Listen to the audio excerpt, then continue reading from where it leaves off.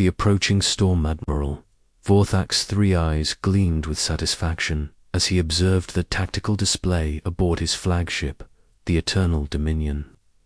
The massive Krillian dreadnought stretched nearly 2 kilometers in length, its crystalline hull pulsing with bioluminescent energy conduits that channeled power from the ship's living core.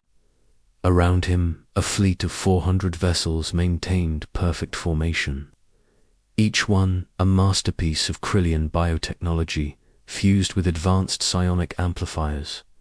The Krillian Empire had conquered 23 star systems in the past 50 cycles, and each victory had been swift and decisive. Their enemies had fallen before the overwhelming might of their psionic warfare capabilities, their minds crushed by waves of telepathic assault before their ships could even return fire. The Empire's expansion had been methodical, calculated, and utterly unstoppable. Admiral, chittered Sub-Commander Zephys, her mandibles clicking with excitement. We have reached the outer perimeter of the Sol system. The primitive inhabitants have responded to our ultimatum. Vorthak's primary eyes swiveled toward the communications station.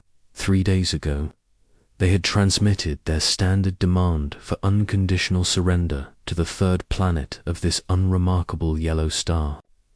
The response had been ... unexpected. Instead of the usual desperate pleas for mercy or frantic attempts at negotiation, the humans had simply replied, "We acknowledge your message. Please maintain your current position while we prepare our response." Such arrogance from a species that had only recently achieved faster-than-light travel was almost amusing. Intelligence reports indicated that humans had been spacefaring for less than 2 centuries, barely a blink of an eye compared to the Empire's 10,000-year history of conquest. "What is their response, Sub-Commander?" Vorthak inquired, his voice carrying the subtle harmonics that indicated mild interest rather than concern. "A single vessel approaches, Admiral. Human designation appears to be US defiant. Classification unknown." Zephys paused, her secondary eyes focusing on the scanner readings. "Sir, this is ... unusual." The tactical display shifted to show a lone ship emerging from the asteroid belt between the 4th and 5th planets. At first glance, it appeared utterly unremarkable by galactic standards, where Krillian vessels were organic curves of living metal and crystalline matrices. The human ship was angular and utilitarian, composed of what appeared to be primitive metal alloys arranged in a distinctly geometric pattern. "They send one ship against our fleet." Vorthak's laugh resonated through the bridge, causing several junior officers to join in the harmonious chorus of amusement. Perhaps they wished to demonstrate their surrender in person. "Initiating deep scan, Admiral," announced Scanner Prime Corvex, his specialized neural implants glowing as they interfaced with the ship's sensor array. This may take several moments to penetrate their hull composition. As the minutes passed, Corvex's expression shifted from casual interest to confusion, then to something approaching alarm. His scanning tendrils writhed as he processed the incoming data, and the bioluminescent patches along his neck began flickering in rapid patterns that indicated deep distress. Admiral Corvex said slowly, "I believe there may be an error in our sensor array. These readings cannot be accurate." "Explain." "The vessel's hull composition is ... unprecedented. They appear to be using compressed metallic alloys with molecular bonding structures that shouldn't be possible with their technological level. The density readings suggest armor plating nearly 5 meters thick, but it's not just thickness." Corvex's voice took on a note of scientific fascination mixed with growing concern. "The metal appears to be self-preparing. There are microscopic mechanisms throughout the hull that actively maintain structural integrity." Vorthok's amusement began to fade. Continue the scan. Power signature is, Sir, this cannot be correct. I'm detecting 12 fusion reactors, but they're unlike any design in our databases. The energy output is extraordinary, yet they appear to be operating at only 60% capacity. Corvex's scanning apparatus hummed with increased activity. There are also secondary power sources throughout the vessel, some kind of zero-point energy collectors.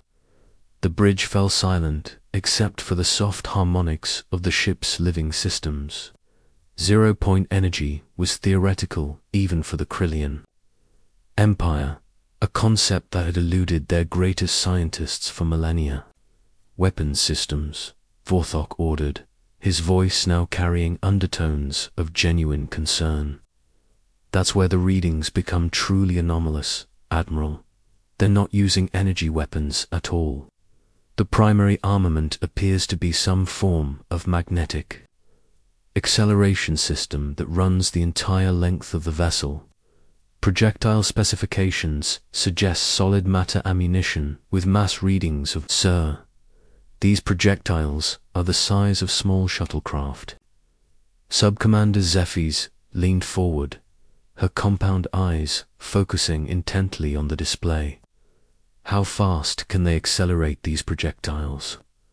Corvex's silence stretched for several seconds before he responded in a voice barely above a whisper.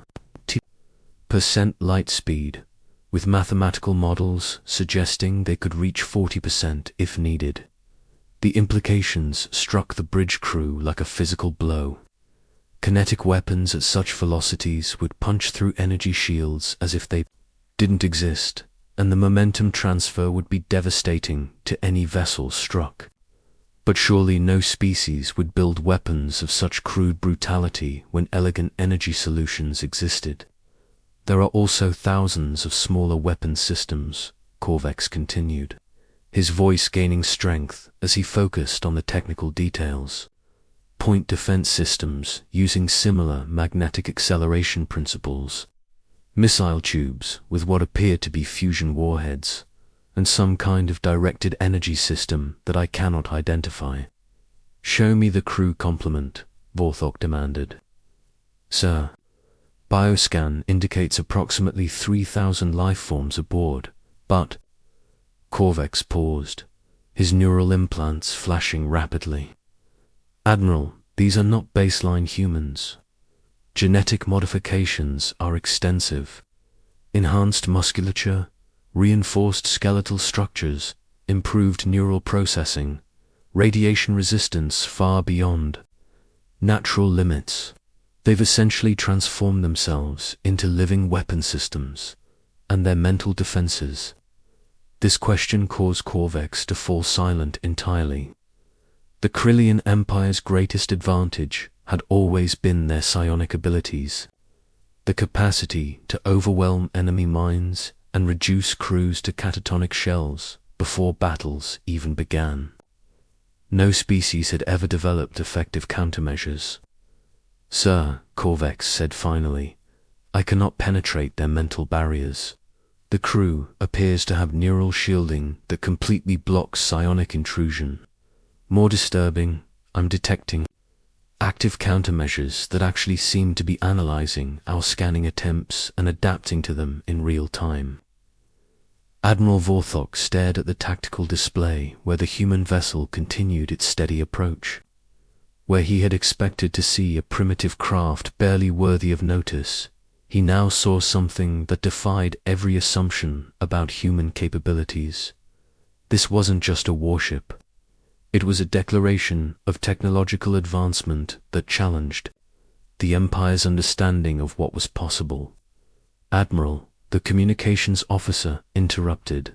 The human vessel is transmitting on standard diplomatic frequencies. On screen, the main display shifted to show a human female, her appearance immediately striking to Krillian eyes. Unlike the soft, vulnerable creatures described in intelligence reports, this human showed clear signs of genetic enhancement. Her eyes held an alertness that spoke of accelerated neural processing and the subtle technological implants visible.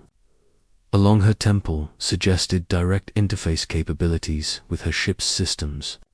"I am Captain Sarah Chen of the United Earthship Defiant," she said, her voice carrying a calm authority that was distinctly at odds with the desperate pleading that Krillians usually encountered from species facing extinction.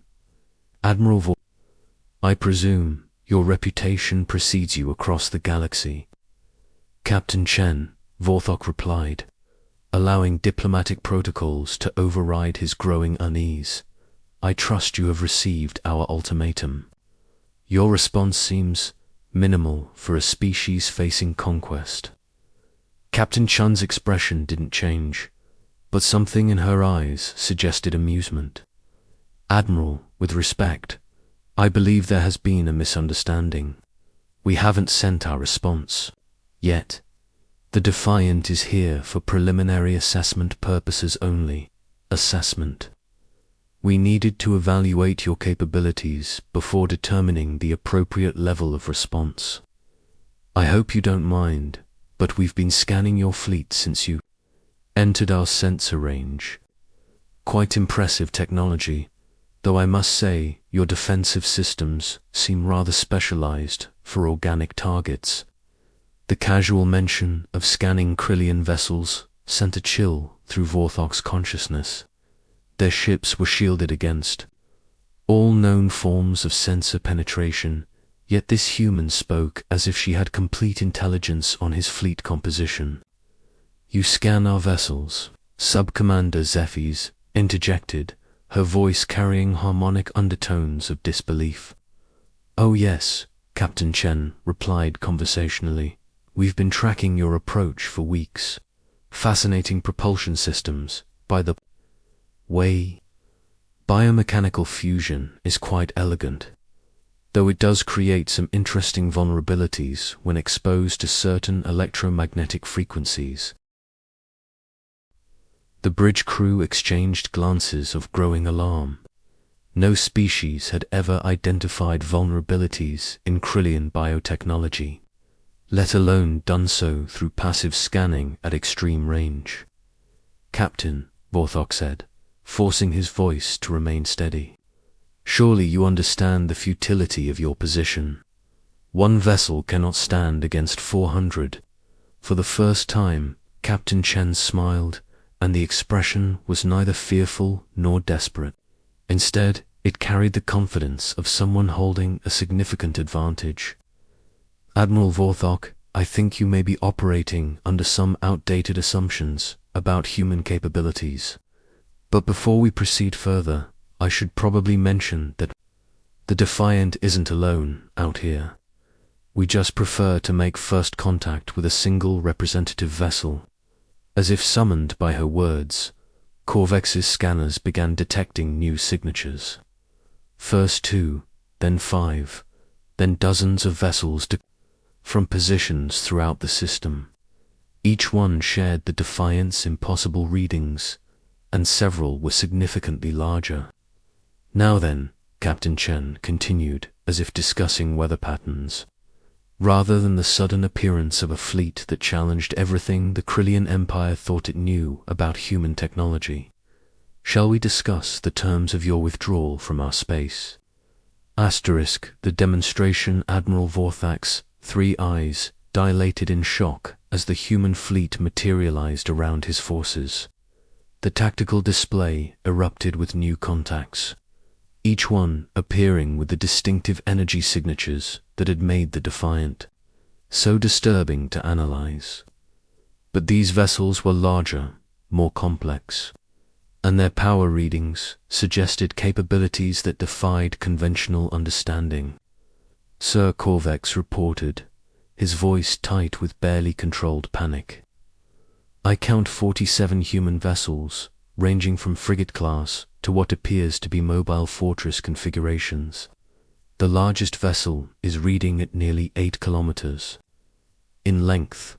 How is this possible?" Sub-Commander Zephyrs demanded. "Our deep space reconnaissance detected no fleet movements," No shipyard activities, nothing to suggest they possessed such capabilities. Captain Chen's image remained on the main screen, her expression patient but unmistakably firm. Admiral, I believe your reconnaissance focused on conventional shipbuilding techniques. Humanity developed alternative approaches to fleet construction some time ago. Vorthok forced himself to maintain diplomatic composure despite the cold fear spreading through his consciousness. Captain Chen, impressive though this display may be, you are still outnumbered nearly 10 to 1. Our psionic warfare capabilities have proven decisive against every species we have encountered. About that, Chen replied, and now her smile carried a distinctly predatory edge. You might want to try a psionic probe against my crew, Admiral. Consider it a demonstration of human adaptability. Against his better judgment, Vorthok nodded to his chief psionic warfare specialist, Battlemind. The massive Krillion's cerebral crest flared with bioluminescent energy as he focused his considerable mental powers toward the human vessel. The result was immediate and devastating. Zirion's scream of psychic feedback echoed through the bridge. As he collapsed, his neural interfaces sparking with overloaded energy. Emergency medical personnel rushed to his aid while alarms wailed throughout the ship. What did you do to him? Vorthok demanded. Nothing aggressive, I assure you, Chen replied calmly. Zerion encountered our standard mental defenses and attempted to force his way through them. The feedback he experienced was simply his own psionic energy being reflected back at him, amplified by our neural network's collective processing power. As medical officers worked frantically over Zirion's convulsing form, Chen continued her explanation with the casual tone of someone discussing routine technical specifications. You see, Admiral, when humanity first encountered evidence of psionic species in the galaxy, we realized our natural mental defenses would be insufficient. So we did what humans do best. We adapted.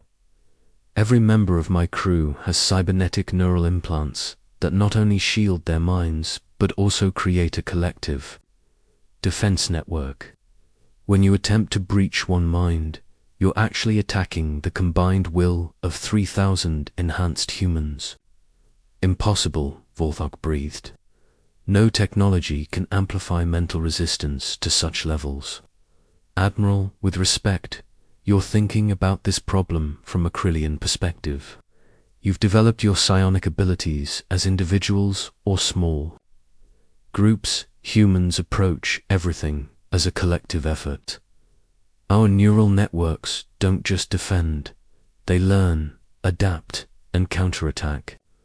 To demonstrate her point, Chen nodded slightly, and suddenly every Kryllian on the bridge experienced a brief but unmistakable sensation of having their thoughts gently examined. The mental touch was neither aggressive nor harmful, but its implications were terrifying. The humans hadn't just defended against psionic attack, they had reversed it entirely. Now then, Chen continued, as if nothing had happened, perhaps we should discuss why you're really here, Admiral. Your empire has been expanding aggressively for decades, conquering species that couldn't defend themselves against your psionic advantages. But you didn't come to Sol System expecting an easy victory, did you? Vorthok found himself unable to lie under that penetrating gaze. Our intelligence indicated unusual energy signatures from your system. We came to investigate, and you found them. Admiral, humanity has been preparing for contact with hostile alien civilizations since we first achieved interstellar travel. Every human colony, every space station, every research facility has been contributing to our collective defense capabilities. The ships you see here represent the combined efforts of billions of humans working toward a single goal, ensuring our species' survival. The tactical display updated to show detailed scans of the human vessels. And what Corvex was discovering defied every principle of spacecraft design the Krillians had ever encountered. The ships weren't just weapons platforms, they were mobile ecosystems capable of manufacturing their own ammunition, repairing battle damage in real time, and adapting their weapons configurations based on enemy capabilities. Your vessels, Vorthok said slowly, they're not just ships, they're living systems. In a sense, yes. We learned from studying captured Krillian biotechnology that rigid mechanical systems have inherent limitations. So we developed hybrid organic mechanical designs that combine the best aspects of both approaches. My ship can literally evolve new capabilities during combat. As if to demonstrate, the Defiant's hull began shifting, armor plating rearranging itself to reveal weapon systems that hadn't been visible during the initial scans. More disturbing, the energy signatures from these new weapons were unlike anything in Krillian databases. Gravity manipulation systems, Chen explained helpfully. We discovered that kinetic weapons, while effective, are somewhat limited by conventional physics. Gravity weapons, on the other hand, can tear apart molecular bonds directly. Quite useful against biotechnological targets, I'm told. The threat was unmistakable, but delivered with such casual professionalism that it carried far more weight than any dramatic declaration would have. These humans weren't boasting or posturing. They were simply explaining technical capabilities with the confidence of engineers discussing well-tested equipment. "What do you want?" Vorthok asked, finally abandoning any pretense of negotiation from a position of strength. "What we've always wanted, Admiral. To be left alone to develop our civilization in peace. Unfortunately, your empire's expansion has brought you into conflict with that goal." Chen's expression became more serious. "However, humanity doesn't believe in unnecessary violence. We're prepared to offer your empire a choice." "What choice?" "Withdrawal to your pre-expansion borders and a formal non-aggression treaty with humanity. In exchange, we'll share certain non-military technologies that could benefit your people significantly.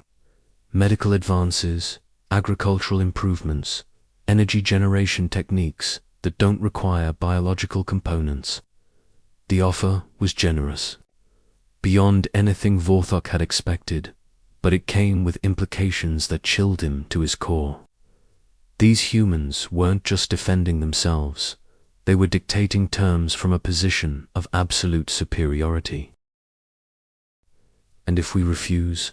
Chen's smile returned, but now it carried no warmth whatsoever. "Then we demonstrate why it's a poor idea to threaten humanity.